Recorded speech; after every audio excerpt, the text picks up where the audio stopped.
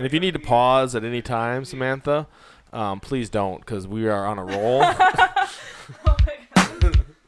I'm just kidding you.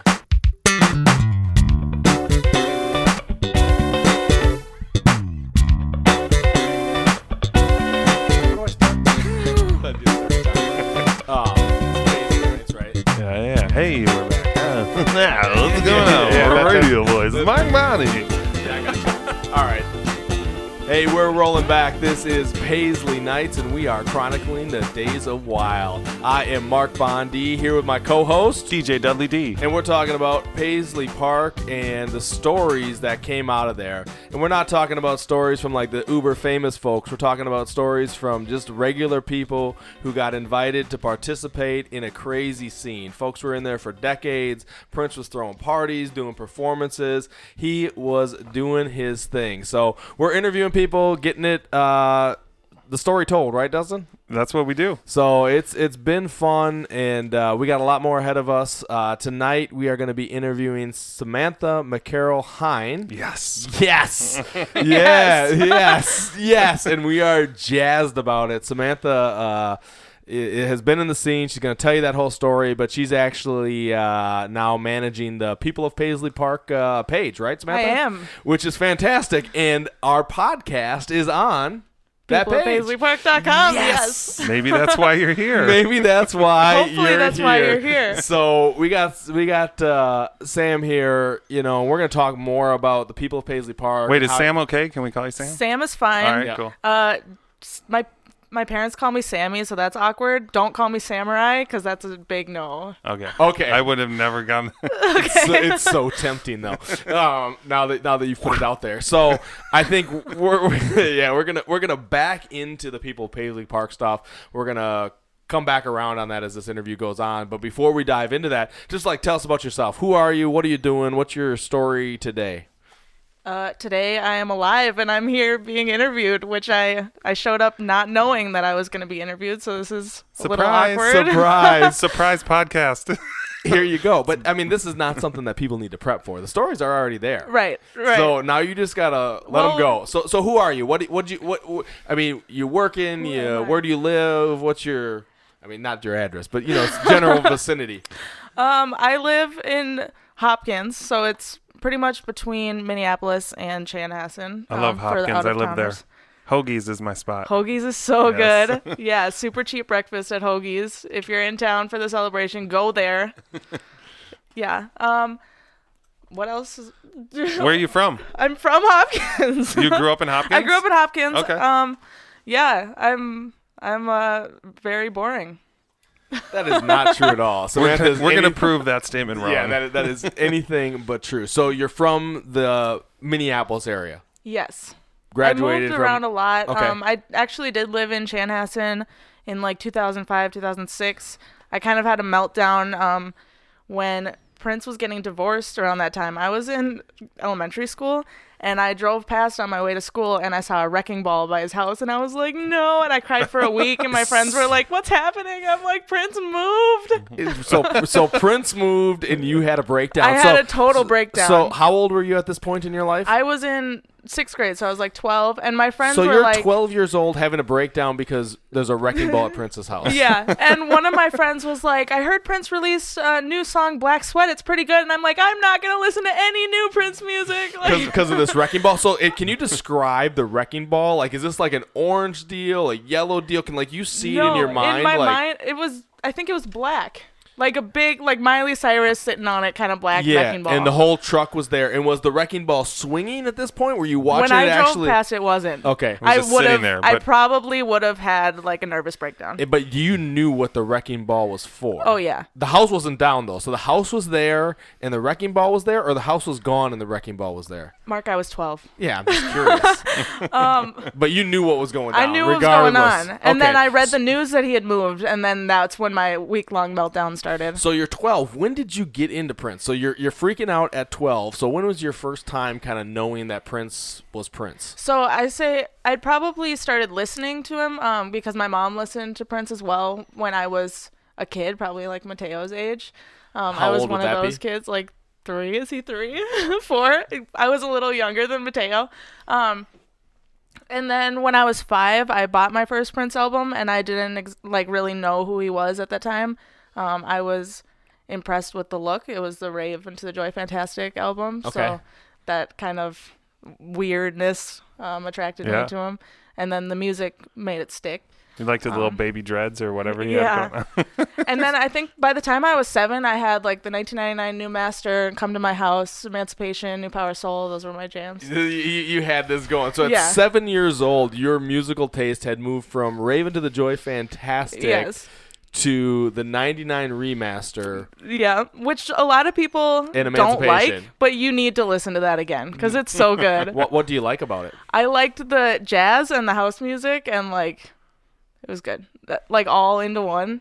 So what was attractive about Prince to me was that he covered every single genre, and that was amazing to me as a kid. So were you aware of this at 5? Yeah, that's the reason I kept listening. Because there was always something new. What else were you into? So my dad has a really eclectic music taste, so I was listening to Yellow Man, MC Solar, Atmosphere, that kind of thing. Nice. Yeah. So you're 5. You're consuming this music. You're like, I love this. I love the variety. Like the most sophisticated 5-year-old that's out there. Did you know that Prince was from your city? Absolutely. Yeah. So my mom went to a lot of parties out at Paisley Park, and I would beg her to take me. I'm like, take me to the park, and she thought that I thought that it was like a playground because I called it the park. I didn't call it Paisley. But did you know what it was? I exactly knew what it was. I was like, I want to go out there. I don't care how young I am. I want to get into a party there. Right. So how often was your mom going? Probably more than she told me because I was very jealous, but I have no idea. That's so interesting. I mean, I've met your mom, right? Yes. I just wonder if, obviously we were at the same parties. Probably. That's what I was thinking. So, I mean, that would be an interesting interview. Would your mom want to come on? Maybe. That would be fantastic. I mean, we'll have you both back. We'll have you both back. Because I think, it's a really interesting storyline that you're getting introduced at, an extremely young age to Prince. And, it's not just a phase. Has it ever left this, Prince deal?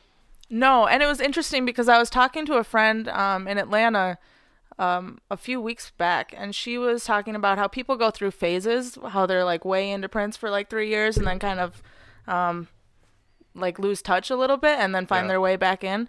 And I've never had that. It's always been a constant in my life. So never a time when it's not it's embedded in your DNA. Yeah. You can't get away from it. So it's just fascinating. That's why it's difficult when you ask me who I am. This is who I am. This is why we're trying to get to it. How do you peel back the layers of the onion? So you knew at 5 that Prince is living in your city. You got Rave. You're like, this is awesome. You're going deeper into the catalog, and your mom's participating in the park. So there's this Paisley Park scene. Yeah. Which is just, it's fascinating to me on so many levels. So when is the first time you actually see Prince, whether it's Paisley Park or in concert or rolling through Chanhassen on 5? I met him. The first time I saw him in person was at a gas station in the back seat of an SUV. Which gas station? Do you remember the gas station? Was it Chanhassen's? It was in St. Louis Park, on the corner of Cedar Lake Road in Louisiana. There's a pizza place there. I know where you're at. Yep. It used to be a gas station. I met him there in the way back seat of Larry Graham's SUV with his 2 grandkids at the time. Larry Graham's 2 grandkids. Yeah. Nice. So why are you in the back seat of?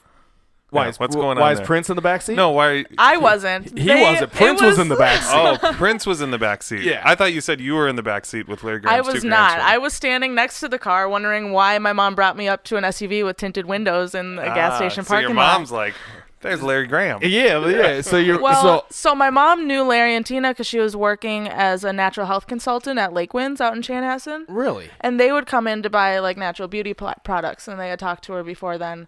And she ran out to the car. I was blasting Love from 3121 and happy that he was back in the city. Yep. And she was like, Sam, come here, come on. And I was like, what? Why are we going up to this crazy truck in the middle of a gas station and parking Larry lot? Graham's in the front seat?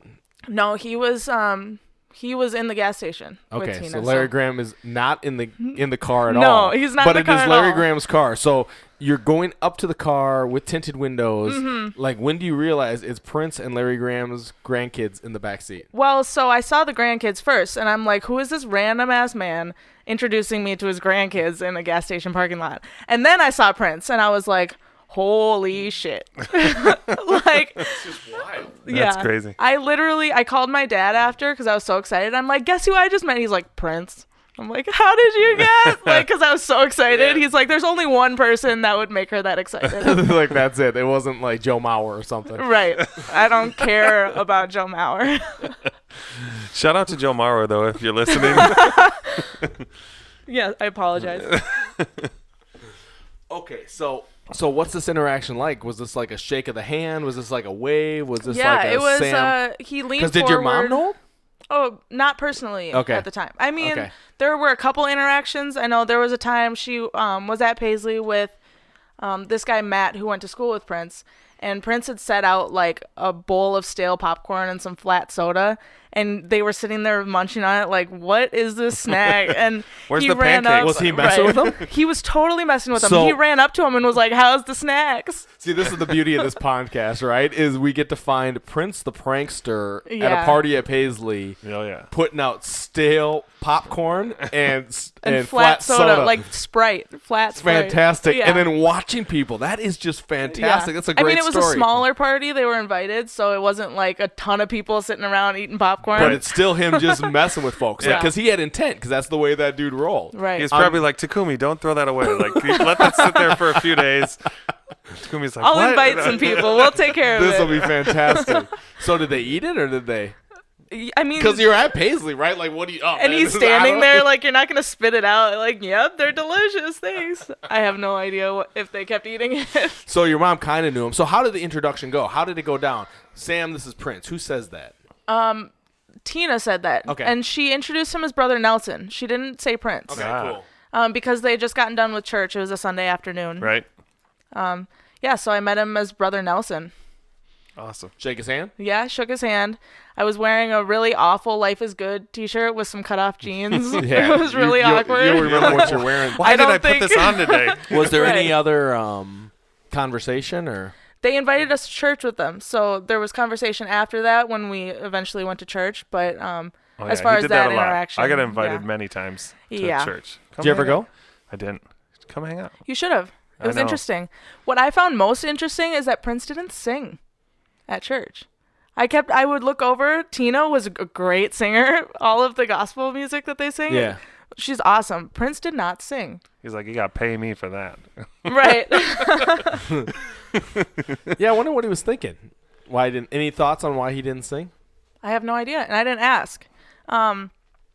Maybe he did sometimes. Maybe But- he didn't know the lyrics. He That's had a probably- book. Maybe he can't read. Well, he couldn't read sheet music, Yeah. so maybe that was an issue.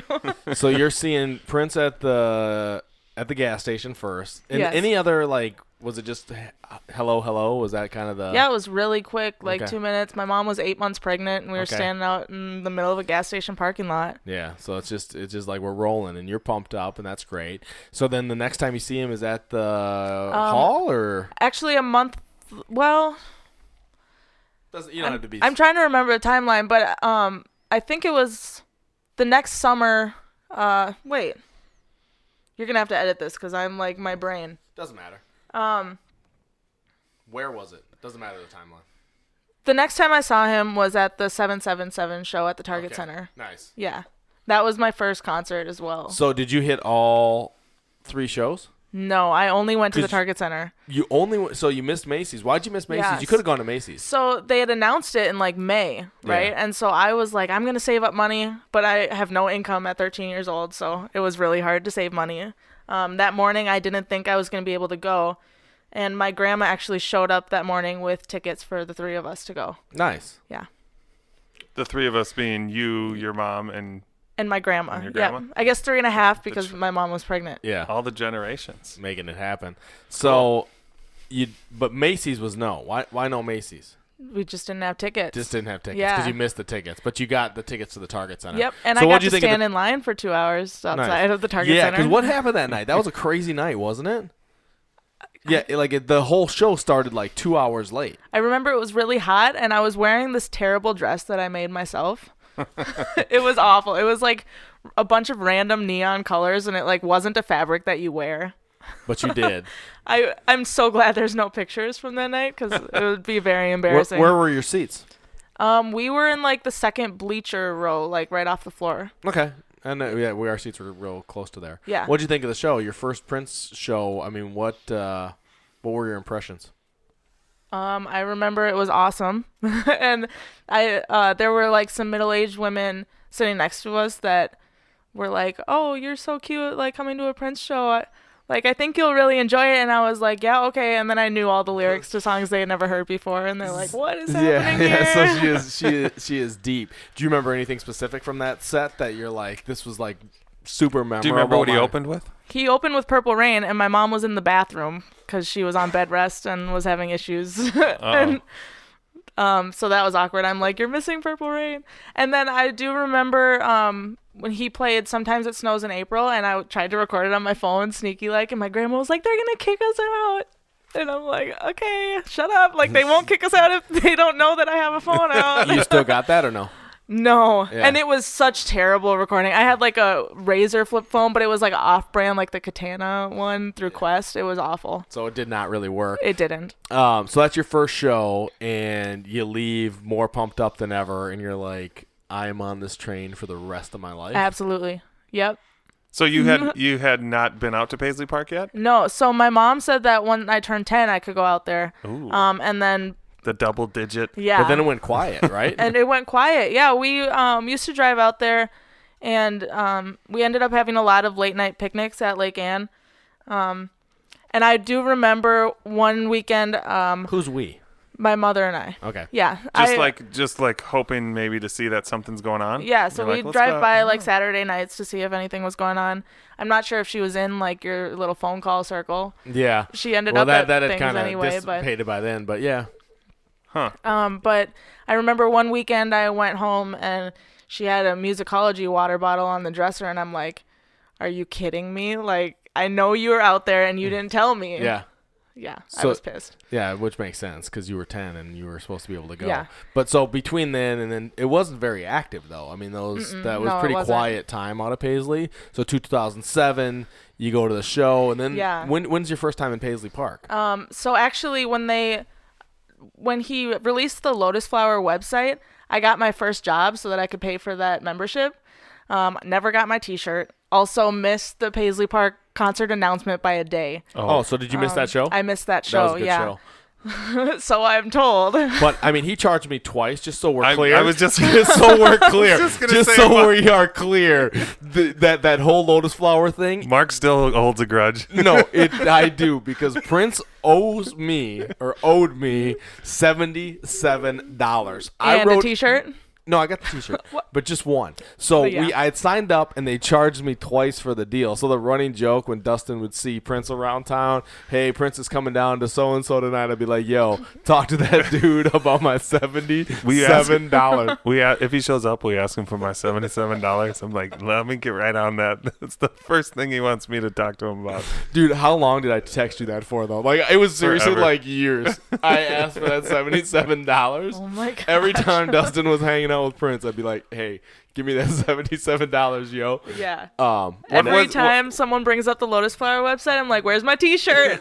So you never got your T-shirt? Nope. What was the website like? I was never a member of that. There were like little games, like it was weird, like different puzzles that you had to complete to get like access to Right. be able to go on, and then it was basically all the YouTube videos. Gotcha. Like I could have gotten it all for free.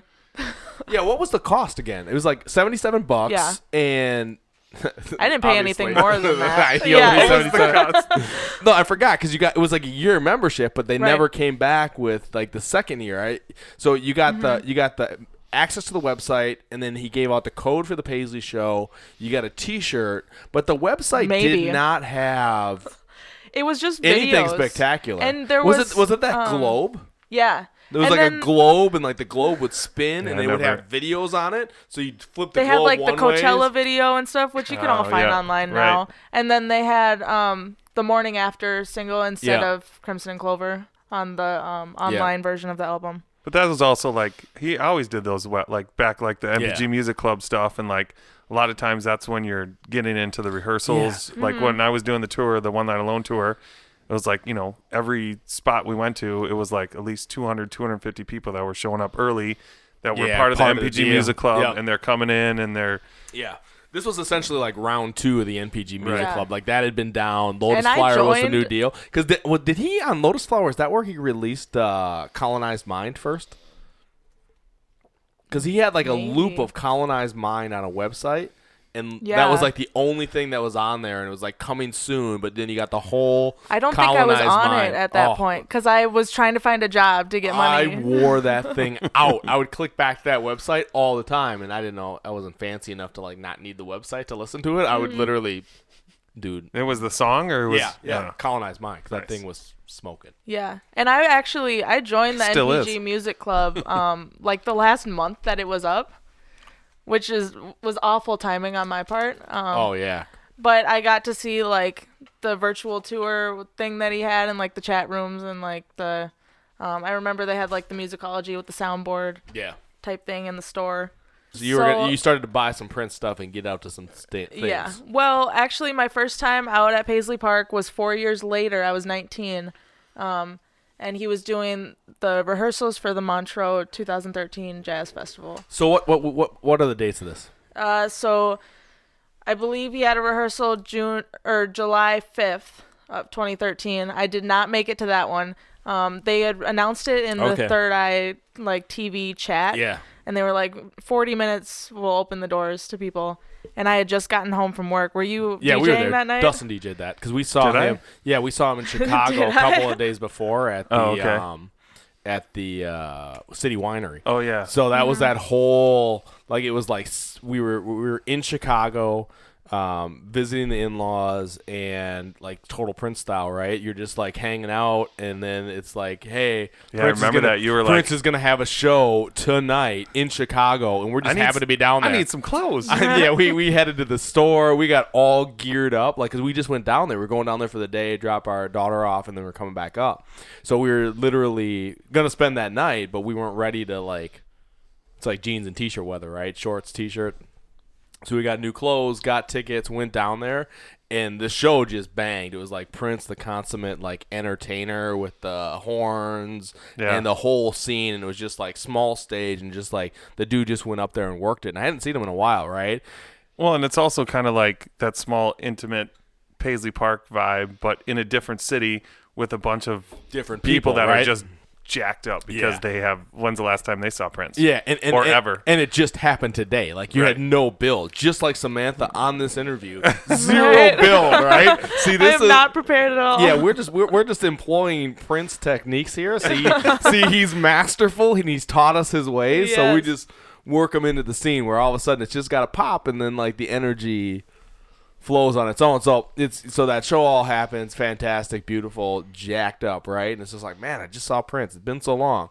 And then like we got back into town, and it was like July 5th, tonight's the night. There's something happening. And then essentially Paisley Park was like lights back on, Yep. right? Because it had been since 2009. That Lotus Flower show was the last time he'd played there. So there's this hiatus for 4 years when nothing is happening. Right. And then July 5th hits, and it's like Third Eye Girl season, and Yep. And I ended up going to the July 6th rehearsal. was Third Eye Girl there at that point? Or did They they were. come? Because they So- opened in January, right? At the Yep, Dakota. at the Dakota, Yep. and I could not afford tickets to that show, which was very disappointing. But I ended up going out to Paisley on July 6th.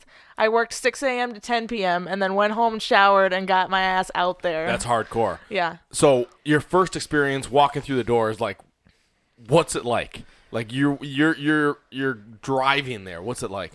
I was really anxious, I think, because it had been 9 years since I thought I could go out there to when I actually did. And then when I got out there, Was it just you? Who were you with? Just you? It was just me. Yeah. So you're rolling solo to Paisley Park, and you know something's happening.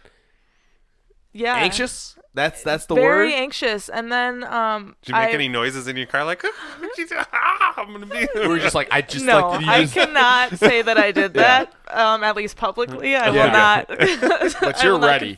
You're ready. You're rolling down the street, and you are. Yeah, amped. Yeah. And then I ended up parking on the side street because they hadn't opened the parking lot yet. And that really calmed me down, being around other people like me, just hanging out on the street. So what it is about those other people? You say other people like you. What does that mean? I think there's just an energy that goes along with understanding Prince and what he's about at his core. What would you call that energy? Like Prince energy? Like, I mean, that's actually that's fair, right? Like it's like hard to explain. It's hard to explain. It's a different energy. It's got its own vibe. So many multiple things. You know, you can't just put one word I've been thinking about it a lot lately because I'm an empath, so I'm very in tune with everyone's energy, and it's really overwhelming for me to be in crowds. But I never felt that at Paisley Park because I feel like everyone was on the same energy level. So it wasn't like all these different feelings coming at you from different angles. It was like one cohesive energy. And obviously positive, right? Everyone was jacked. Positive. Everyone's amped. It's even amped, on the side street. It's amped, it's positive, but it's like it's anticipatory. Yeah. Right? So there's an element of like, I am so jazzed to be here, you know. And there's a communal factor because these people all share a similar interest. Yeah. And then there's this anticipatory layer of, are we going to get in? And you're still outside. Are we going to get in? And when we get in, what's going to happen? What's going to happen, right? What are we going to see? What's going to be in there? Because you're really flying blind at that point while you're waiting outside, right? Like, I remember walking into like new setups, right? Right. Oh man, I can't believe he set the stage up here. Yeah. I can't believe the stage looks like this. I can't believe we're in this room or in that room, or I can't believe they're giving tours. What guitars are on stage? Yeah. What instruments are on stage? Oh, there's a piano this week.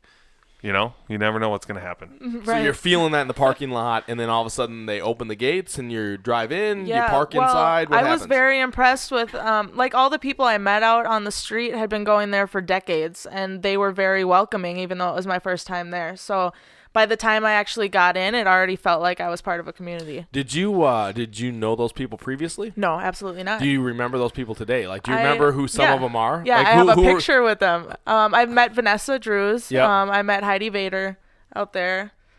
Nice. I have a picture with some of those people from that night. Really? It's fantastic. I'll have to send it to you. No, that's fantastic. We could put it up with the podcast, right? Because I mean, those are the types of relationships we're talking about, right? Because I mean, as part of this podcast, we want to get the Prince stories and the fact that this dude is serving some stale popcorns and flat soda, like that is pretty much the most fantastic thing ever. The thing that he didn't sing at church when he was, worshiping with the Jehovah's Witnesses, like those are interesting stories, right? And we want to get those out because they're just fantastic, and the Prince anecdotes are just pretty much never ending, right?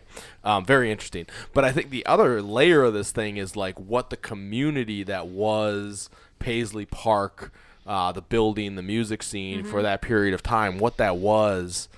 Like, that community is something different and special, and I think there's lessons to be learned in it. And I remember growing up, I had a pretty large collection of Prince shirts while I was in high school that I would wear all the time because I was trying to find my people. Yeah. And I felt hopeless. Yeah. So like, what's it like liking Prince in high school?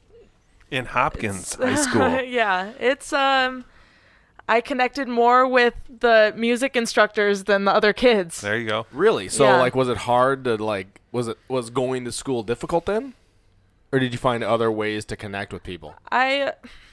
I found other ways to connect, but I found that when I had presentations in classes where we had to like show a video, I was always trying to find a Prince performance so that I could be like, this is what you're missing out on. This is what we could bond over, but no one ever caught on. Nobody ever caught on. Like, were they just, I mean, was it just above them, or was it just like they're so acculturated to something else? Or what do you feel like the inability to connect on that level was? Why were you into it and they weren't? Any thoughts on that? I think at that age, you hold on to what you've known your whole life because, going through puberty is really stressful. Yeah. And so you try to hang on to what you already know instead of adding more stress to it. Yeah. You want to feel like you're part of the thing, right? Yeah. And you were like, I can't because like I'm so Yeah. this is so me. Like I can't unknow Prince. Yeah. Yeah. Yeah, that's interesting. Like you can't because I feel that sometimes too, right? Like as I'm looking through my Facebook feed or talking to people or going to another Prince party one more time and again, it's like what we do, another interview. We're just talking about Prince still, right? I feel like and life, sometimes you're just like, am I still talking about Prince? Like I've been doing this for a long time. Right. I feel like life would be a lot easier if I didn't like Prince so much. Really? Why do you think that? Just because there was a lot of ridicule that went along with it. I'm sure for your generation as well. Like, I know one of my friends said you listen to MJ on the speakers and Prince on the headphones because it was like taboo almost. I got inverse though. Yeah, but I think that I was ridiculed a lot for it, and sometimes, like now that he's passed too, it's really hard for me to get excited about things still. Yeah. And so Life ain't got that pop. Right. So sometimes I wish that I wasn't into Prince, but it's so difficult when it's part of who you are to let that go. Yeah. Well, I think too, I'm sure like in high school and whatnot, you're like trying to explain to people this Prince thing, and Right. they're like, they don't like, they're just going, they're listening to whatever's hot on the radio, and like you're like, Yeah, no, you Soulja don't get Boy. it. You don't. Yeah, exactly. You're like, what? And they're like, they just don't. Sometimes you just don't get it. Sometimes some people just don't grasp it. Yeah. And it often takes getting into the catalog or Finding somebody. seeing but that experience of seeing him live. Oh yeah, that'll turn you to a different new. change you.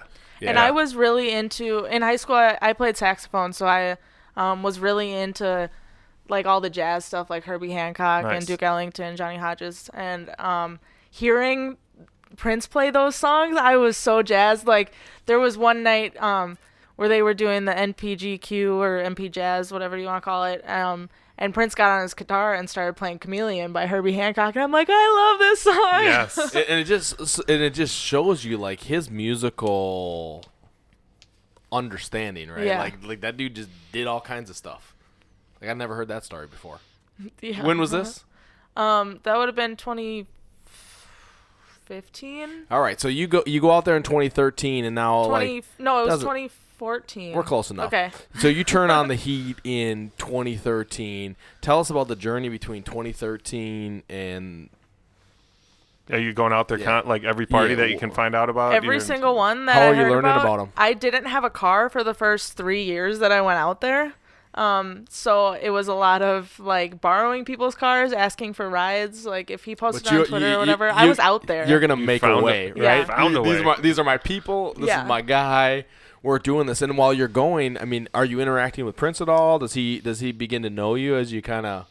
I mean, we had some conversations when I went to church with him. So Okay, did he remember you from those conversations? I'm not sure. I've always wondered if he connected, like that I was that 12-year-old girl that he talked to because I looked different. Yeah, but you didn't necessarily talk to him about knowing him at 12. I didn't ask. Okay. No. Did you talk to him when you're not 12? So later on, our interactions were more like him joking around, like going past, and then I got a cease and desist letter once for posting bootlegs, and then he asked me to don't ask me about. I see you guys wanting to ask me about that.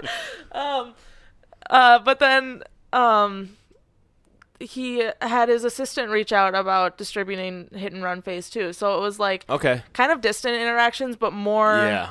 Like he knew who you were as yeah. part of this kind of new Paisley Park crew, Yes. right? Because there's kind of, I would say that there's new players getting introduced to the scene from like Dustin and I's time Absolutely. at Yep. 2013. And I always kind of see you as part of that like clique. I'm Is assuming that he true? saw me as part of that clique too, Yeah. even though I had known him for 10 years. Yep. Right. But now you're out there. And you got a crew. Yeah. Now, Yeah. are you hanging out with these people beyond Paisley Park? Yes. Okay. So like your crew, you meet people there, and now you are. Like Like we had chilling on the potlucks and weekends. stuff. I've slept on those people's floors. Yeah. Nice. All that stuff. It was really nice finally having a family like that. Yeah, so was this like an immediate connection then from the first time out there? Did you get people's contacts? How did you like engage? Was it just like an organic, like we start seeing you and hey, we should hang out sometime. You're into Prince, I'm into Prince. There like were let's do people something. that like my friend Danny, I met her in her kitchen because she was able to give me a ride one night out to Paisley Park. So I ended up in her kitchen. I'm like, hey, I know I'm in your house, but it's nice to meet you.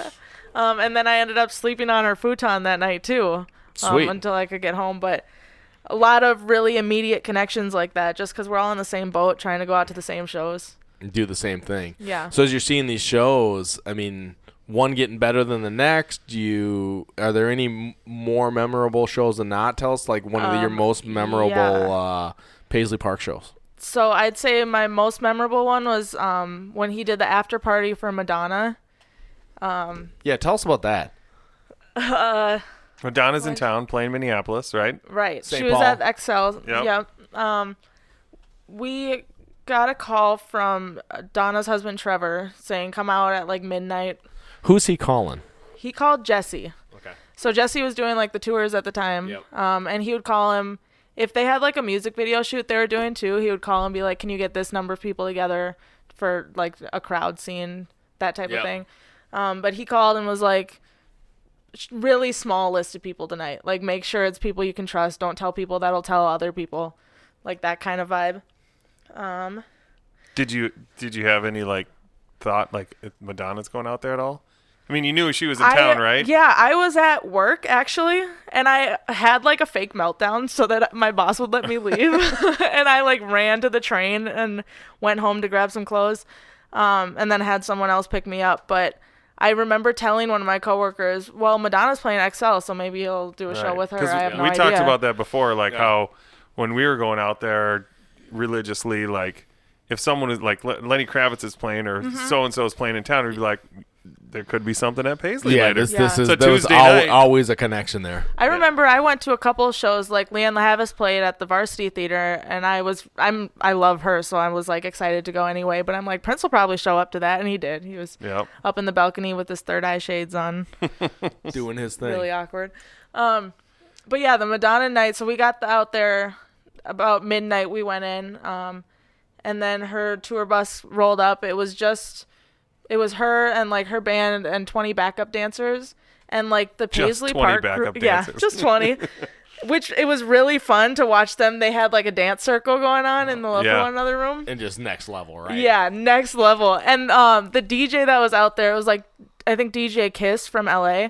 And she played Vogue, and they like broke out into choreography. I'm like, I'm just gonna sit down now. I'll just watch this.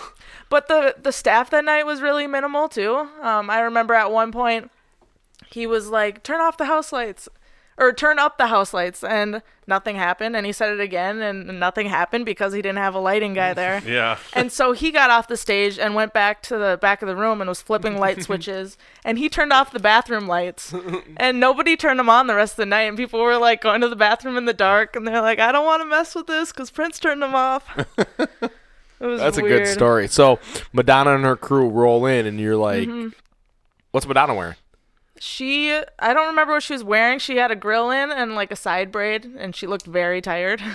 I'm sure. And Really? they had a little Like, roped off area for her she too. had just performed for a couple hours, and yeah, I mean, I haven't seen that performance. but she was. Because I was sitting in my car on the side street waiting for Prince. Yeah, but she looked tired, and they got a little roped off area, and she's just... Yeah, so it was really awkward because they had a couch roped off for her, and she sat there for like probably 20 minutes by herself, and it's like all your dancers are dancing with us. Like, it's cool. You know? But then she eventually made it into the crowd. And then it was really cute once Prince started playing. I remember some of Madonna's dancers were standing at the back of the crowd, and there were maybe 30 or 40 people there. And we were like, you guys can go up to the front. Like, we do this every week. It's fine. You can go up. And they were so excited to be there. Yeah. That's funny. So all the dancers, front row. And who's Prince playing with at the time? Who's the band? Prince was playing with...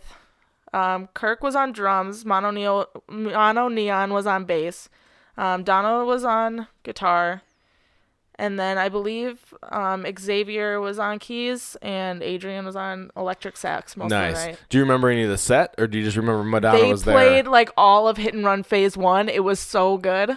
Yeah, why was it good? Why did you like it? Like that's the only time I've heard him play most of those songs, and it was really cool to hear like a live interpretation. Like I know X's Face when they played it.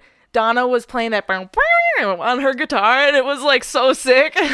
Nice. And you just like, I just want a little bit more of this. Yeah, it was so good. And then so he's not playing the hits for Madonna and her crew. No, not at all. See, that's great. And then there was one point, at the end of Ain't About to Stop, like the segue into Like a Mac, where it's like the bass line. Mm-hmm. He played that on a loop for like 15 minutes and soloed over it with like just on guitar. Show off. It was so cool. And Madonna was sitting in the front, and he kept motioning for her to come up, and he's like, come on, do something. And she's like, do what? Right. Like, what can you do with this?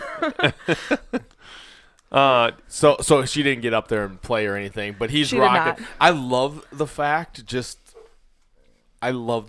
I knew she was out there. I knew the crew was out there, but I don't think I ever read the set list from. Mm-hmm. Yeah, I didn't from know that deal. I didn't know he's playing. It was hit and good. run. Like that was is fantastic. So good.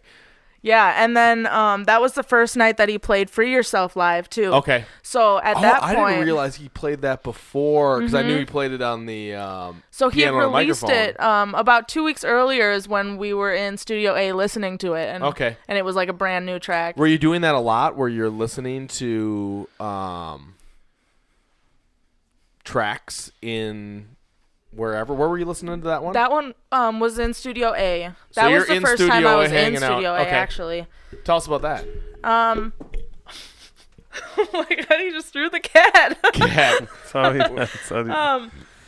I don't really remember a lot. I mean, I was. So you're in Studio A listening to Free Yourself. What are you thinking when you're listening to Free Yourself? It wasn't really my jam. Really? Do you like it now or no? I love it now because I have memory attached to it. So, he played it that night. Madonna was long gone. They were tired, so they left at like 2. And it was probably 4 a.m. at this point. And he got up. The DJ was actually playing it. He asked her to play that song, and we were dancing.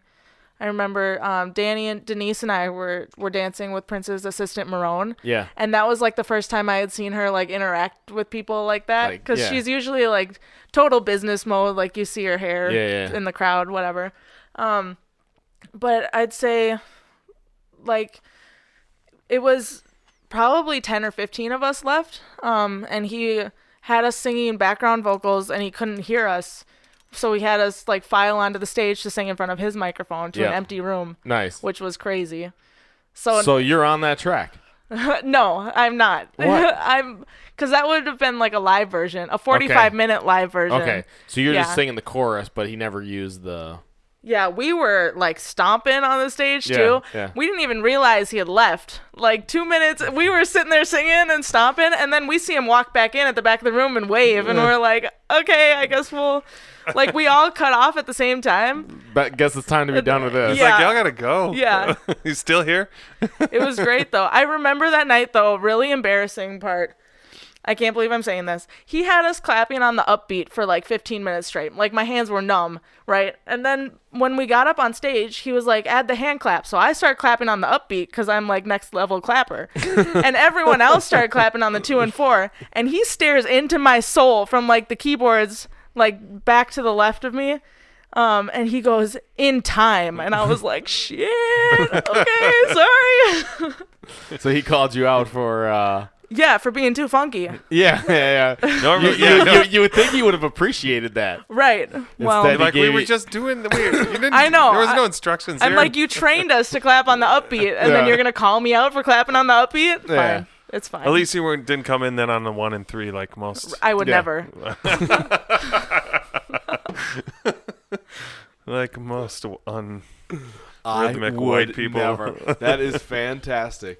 So you do that show. Other memorable shows. So Madonna, top of the list, obviously. What else you got on there?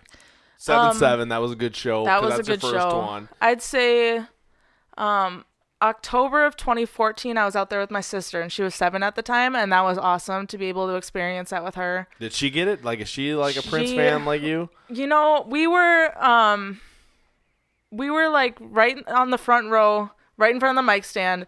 There was a point I was singing "Thank You for Letting Me Be Myself Again," and I think I was singing too loud because he looked down and chuckled at me, and I'm like, sorry, I'll keep it down. But you're in your jam at that point. Yeah. I remember my sister had a ton of energy after. Everyone was sitting down after that because it was a smaller show, probably 40 people again. And this was your sister that was in your mom's womb at the 7-7. It was. Yeah, nice. she was 7 at the time. Her second show. Her second show. Yeah, and she had so much energy after and couldn't stop dancing. But then I was like, "Did you like the show?" And she's like, "No." And like she's way into Justin Bieber and stuff. Yeah. And I'm like, how can you like Justin Bieber when Prince was your first concert? She goes, actually, Sheila E. at the State Fair was my first concert. I'm like, shut up. Actually, 777 at the Target Center was your first concert. Right. I was there. Yeah. This is fantastic. So, when was the last time you saw him? The last time I saw him was April 16th. That night. Okay. Actually, that day I saw him at Electric Fetus. Okay, you were there at Electric Fetus when he was there? Yeah, just so happened. Like, I was really in tune with him that week. It was very strange. That is odd. I was headed somewhere else. So you head to Electric Fetus and just happened to run into Prince? Yeah, I was headed on somewhere the else.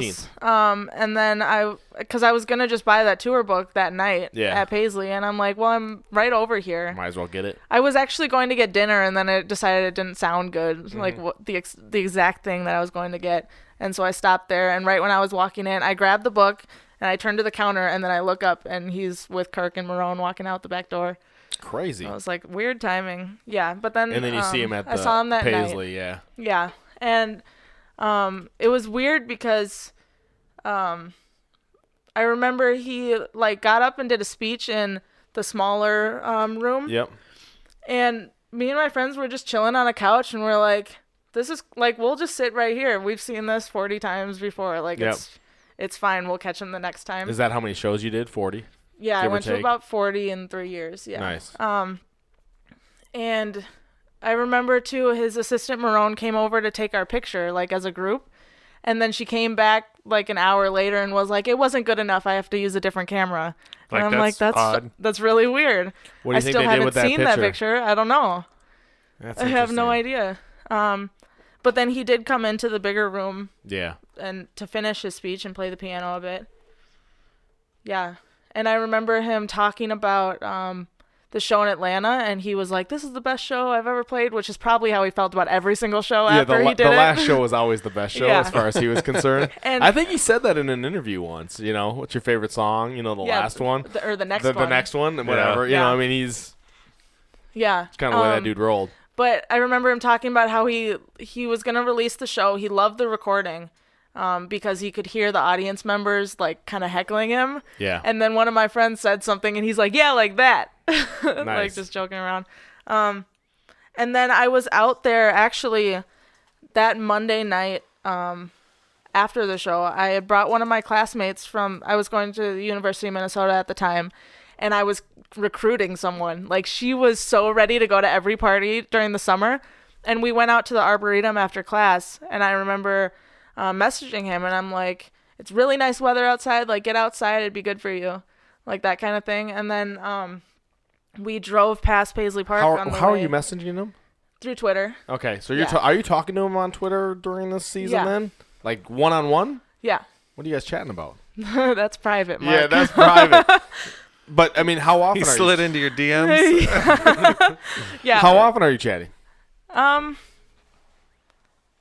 I mean, it wasn't like he had a reminder set up to message me. Like, it's Tuesday. Yeah. No. I'd have to go back and look because literally, like, time flew by so fast. Every time you ask me about specific shows, I'm like, it blends together. No, I get that. It's like during the Prince time. We all we all get that. There's the Prince season, but at some point you reach out to him or he reaches out to you in messaging contact. What was it like having your first message conversation with Prince? I mean, I had talked to him previously. Okay. So it wasn't like a big profound. deal. But you're older now, right? Like there was like a season where there was like this gap of like 12-year-old Sam and not 12-year-old Sam. Right. Yeah. I mean, it was different. It was interesting to look back because when I was 12 talking to him, it was more about like kind of a mentorship type of relationship where he was telling me like that I do matter as a human and as a woman. Really? And stuff like that. That's a pretty profound message to hear from somebody. Yeah. Well, like was he was like intentional about getting into this conversation? Like I'm gonna like. Yeah. So I told him that I started playing saxophone because of Candy Dulfer, and he went into this whole speech about how the world needs more female musicians and how women deserve power and stuff like that. Pretty authentic in that statement? Like you believed him when he said it? Absolutely. He was the first person that I believed that said that to me. What was it about him and his grasp of kind of that message why was it so believable? Tell me, like, where was it coming from him in your mind?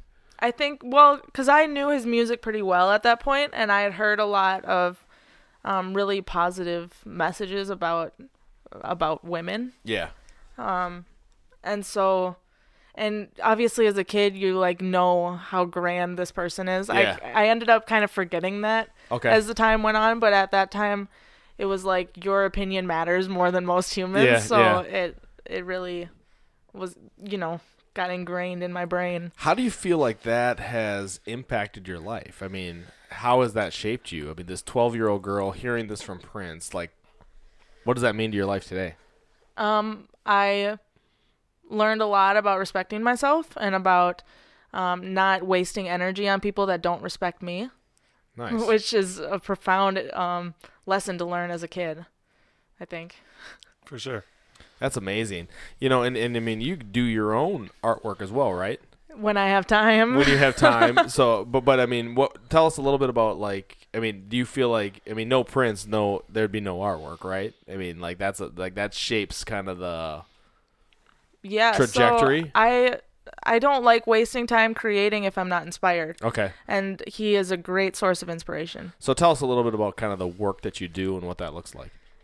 So I do a series of artwork that uses his lyrics combined with images of him.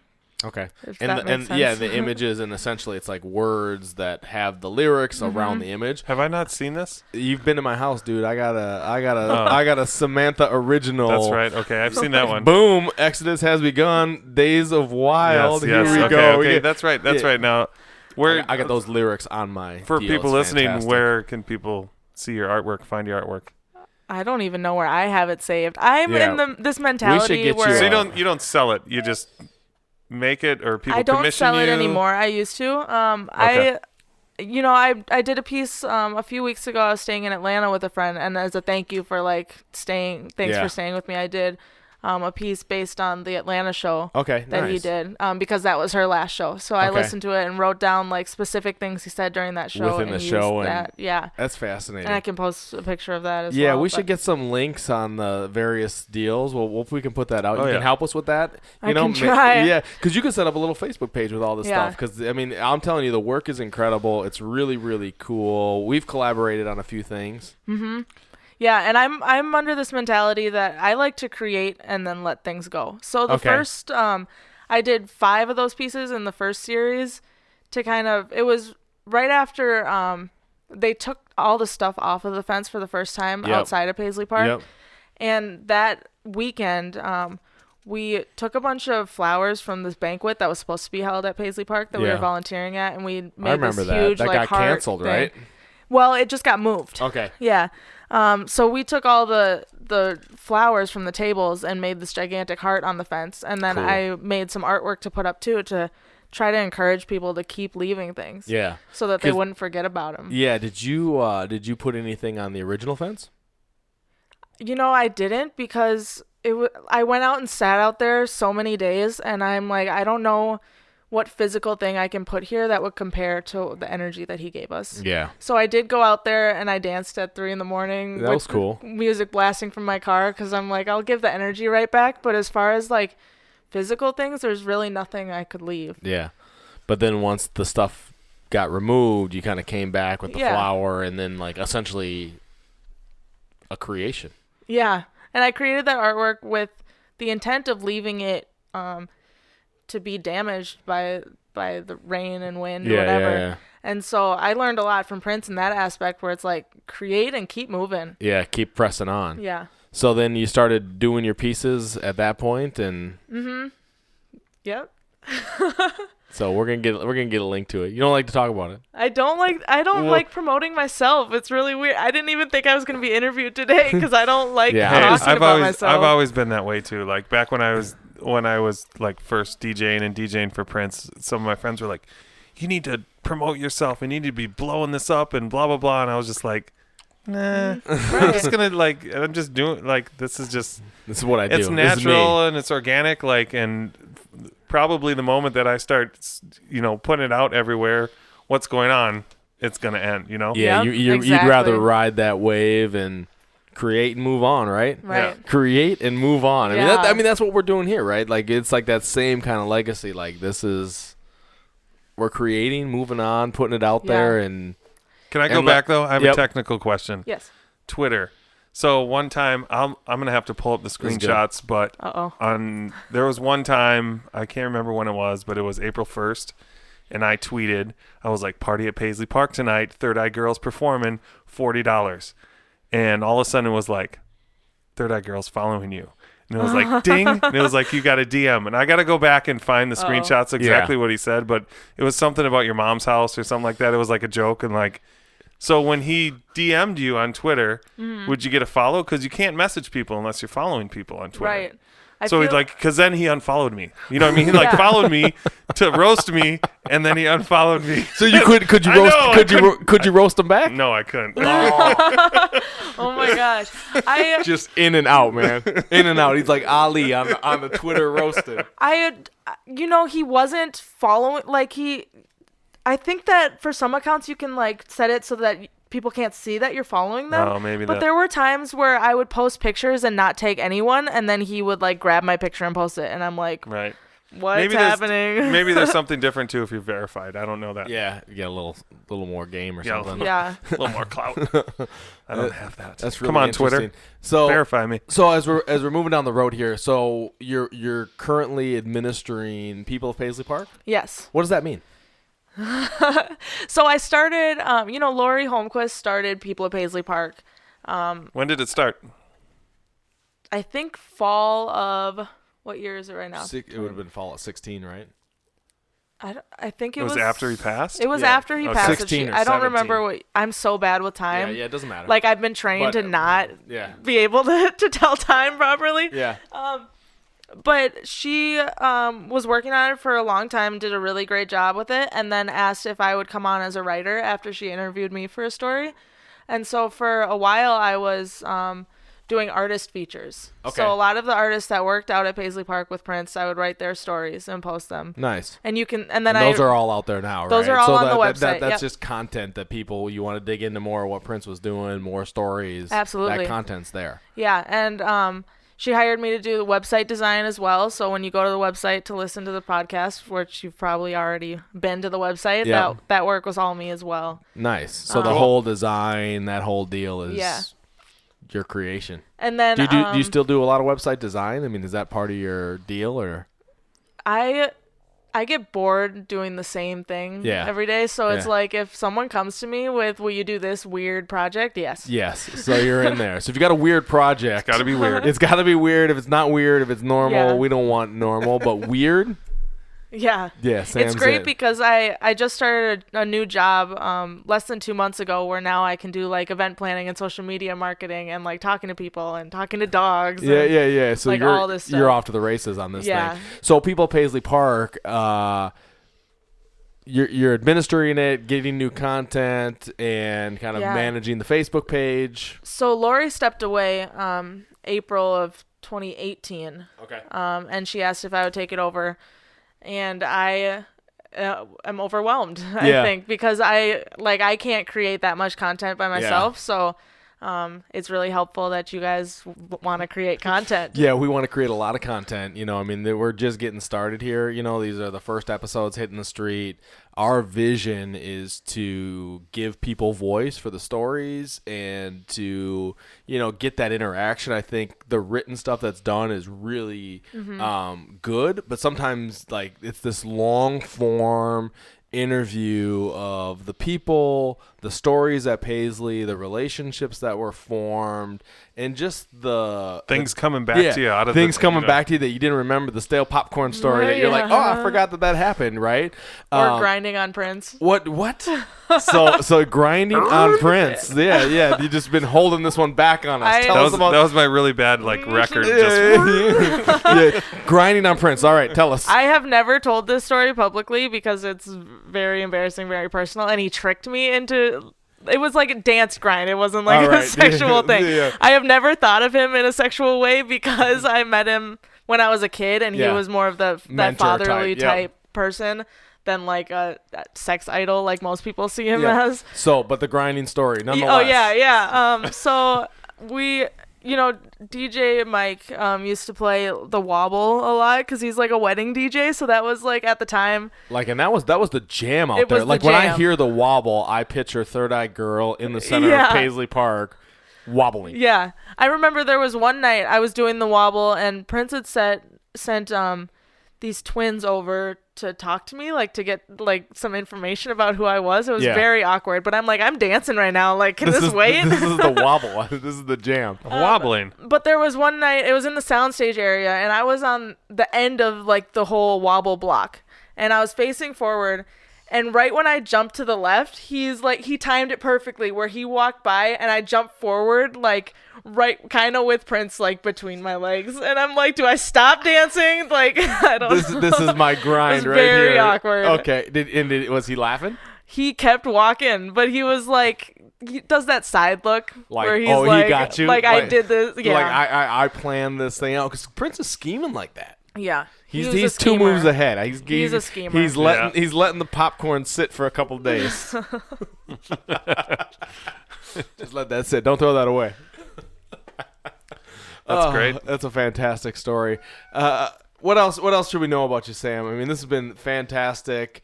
Before we close it out, I gotta ask you about the war. When was the first time you heard the war? We gotta ask everybody about the war. Because I know you love that song. I do love that song. And now my mailman loves that song because I suggested it to him.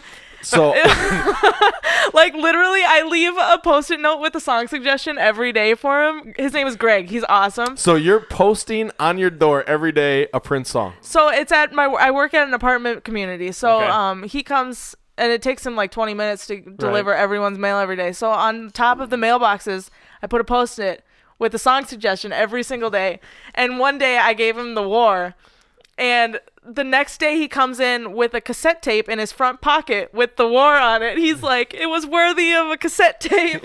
Nice. This dude's rocking it on cassette. Yeah. And I remember I got a Google Home as a gift that week too. And so I had this Google Home in my office, and he's like, you got the microchip in your neck right in your office. Yes. I was like, all right, Greg. What is it about that song that you love so much and Greg loves so much? It's hypnotic, kind of. You get into a trance almost. And I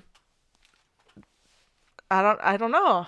I just and you feel the lyrics. Everything he says is oh yeah.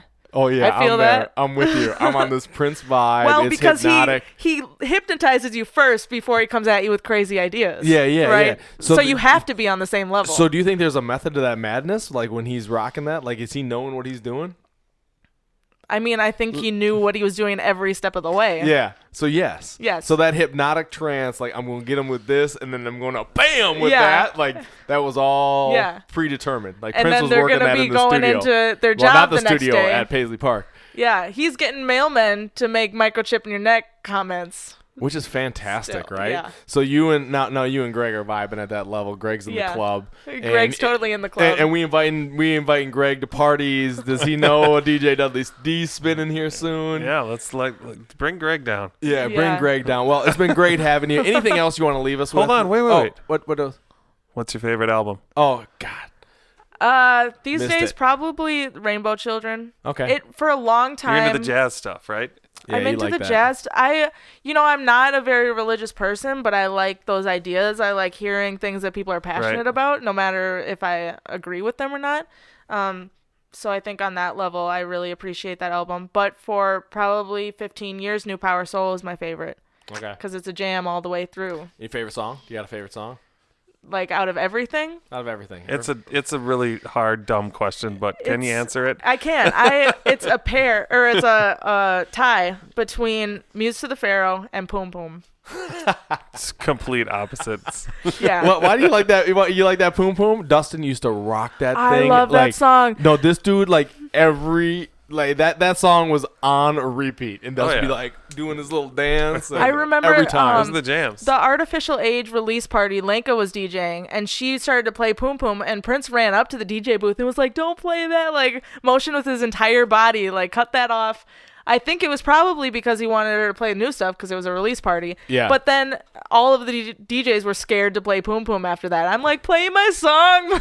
I'm not scared. Dustin ain't never Dustin's scared. not scared. Dustin ain't scared to play that Poom Poom. DJ Dudley D breaking it down. Crystal Ball. I did get in trouble one time during, I think it was the first celebration. What was it? The first celebration, was that the Rainbow Children? That was the second one. That was the second one. Second one, I was playing, I played Head.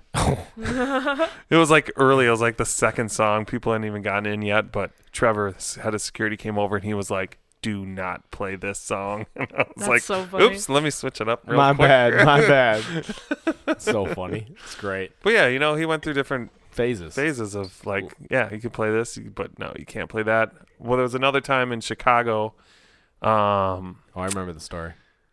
He hit where you I up played, on the... No, it was in Chicago, and it was during the United shows or whatever. But we were at the House of Blues, and I didn't have before, but I found or we got a clean version of "Sexy Motherfucker." Nice. And I played it, the clean version, and then we were in the elevator after the show going up, and he was like, "What did he say?" He was like, "Good job tonight." He's like, "Just don't." He's like, "That sexy MF." He's like, just shook his head at me. I was like, "Okay, I got no problem. Won't play it again." But did you Out of not play it rotation. again, or did you? Not in front of him, no. But you play it now. Oh, of course. Oh, no. yeah. We rocking it now. We are rocking it now. Now I can play some bootlegs. Yeah, here we go. Before I had to stick to the script. Dustin is outside the box now. Oh, yeah. It's good. Well, appreciate your time tonight, Samantha. Appreciate your work on the people of Paisley Park, giving us an opportunity to use this platform. It's a good thing. It'll be interesting to see where it goes, but I'm optimistic. Yeah. Yeah, and then we'll get you back. We'll do some You more and your of mom. this. Yeah, Gotta I have think your that mom would be back. a really good a good deal. It'd be fantastic. Well, we appreciate the time. We are the Paisley Knights. We're chronicling the days of wild. I am Mark Bondi. And DJ WD. We'll check you next time. Peace and Be wild.